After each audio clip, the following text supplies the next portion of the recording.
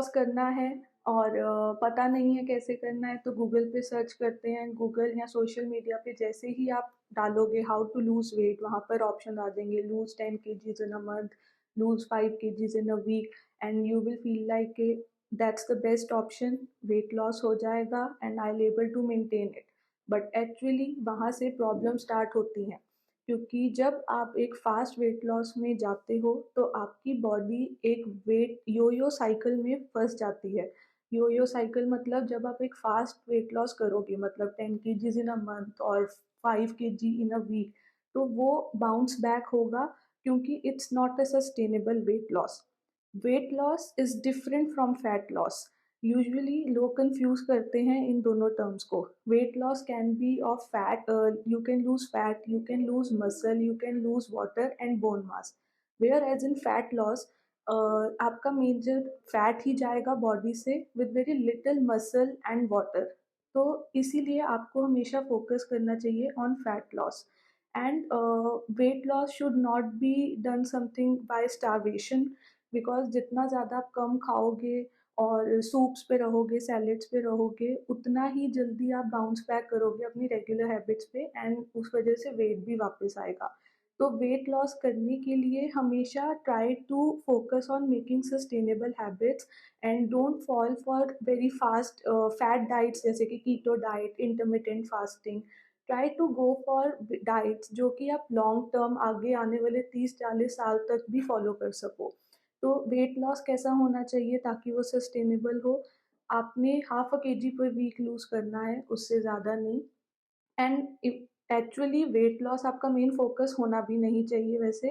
Weight loss की जगह अगर आप फैट लॉस पे जाओगे तो उसमें इंच लॉस पर आपका फोकस होना चाहिए। आपकी जो बॉडी शेप है, आपकी बॉडी सरफेस एरिया है, उसमें कमी आनी चाहिए, ना कि सिर्फ वेइंग स्केल के नंबर के पीछे दौड़ना चाहिए। I always tell my clients कि fit is the new slim को अडेप्ट करो। क्यों? बिकॉज अगर आपकी अंदर से हेल्थ ठीक नहीं होगी तो बाहर के वेइंग स्केल के नंबर पे कोई मतलब नहीं है।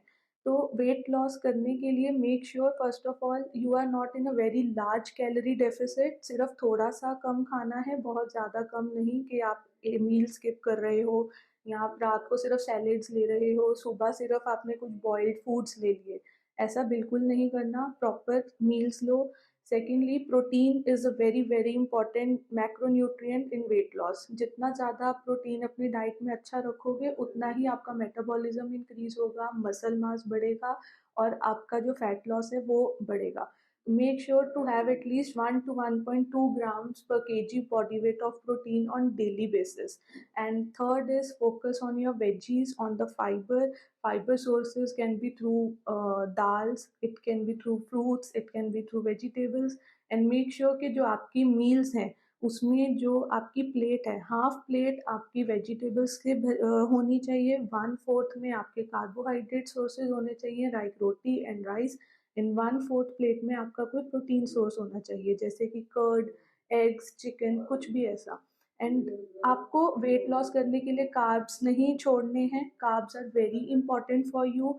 कार्ब्स से आपको एनर्जी मिलती है, आपकी बॉडी रिकवर कर पाती है। And even if your goal is muscle building, तो आपने उसको भी कार्ब्स चाहिए, तो आपने कार्ब्स देने हैं। Carb is not your enemy.